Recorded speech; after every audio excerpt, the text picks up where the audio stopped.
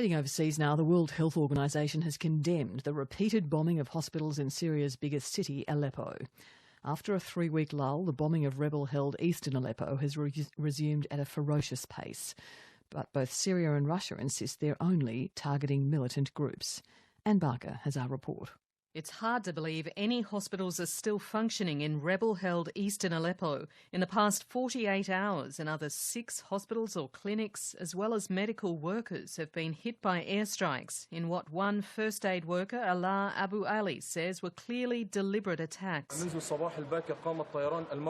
From early this morning, helicopters targeted the areas of besieged Aleppo. He says an ambulance driver came here to retrieve the injured and was targeted by an airstrike. One person is in critical condition and the driver was killed.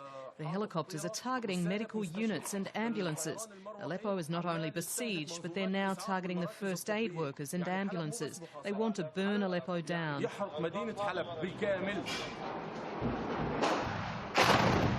A local nurse used a mobile phone to record this helicopter strike. Allah Akbar alayka Bashar. This is what helicopter built us. In the rubble-strewn streets, volunteers and rescue workers race to evacuate casualties. One man carries a dead child in his arms. There are barely enough stretchers to carry the wounded. 32 people were killed in these latest strikes, at least 5 of them children. One of the hospitals hit was a children's hospital.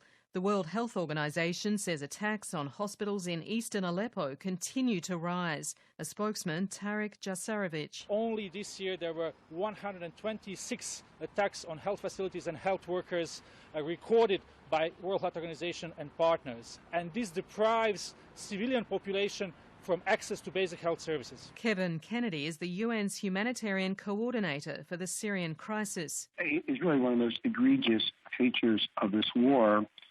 And since the start of the war, this is extraordinary, approximately 750 doctors, nurses, health personnel have been killed in this fighting. And it's on both sides, by the way, not just the government side, it's also the other side as well, too.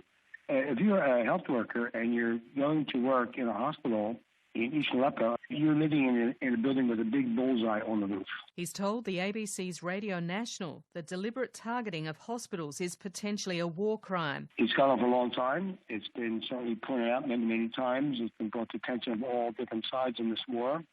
But hospitals continue to be bombed.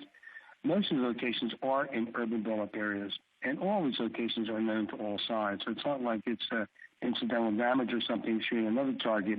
But these hospitals are known locations. Once again, Russia denies it's behind the attacks. Moscow says its warplanes haven't bombed Aleppo in nearly a month and are instead targeting Islamic State or other militant groups in neighbouring Idlib and Homs.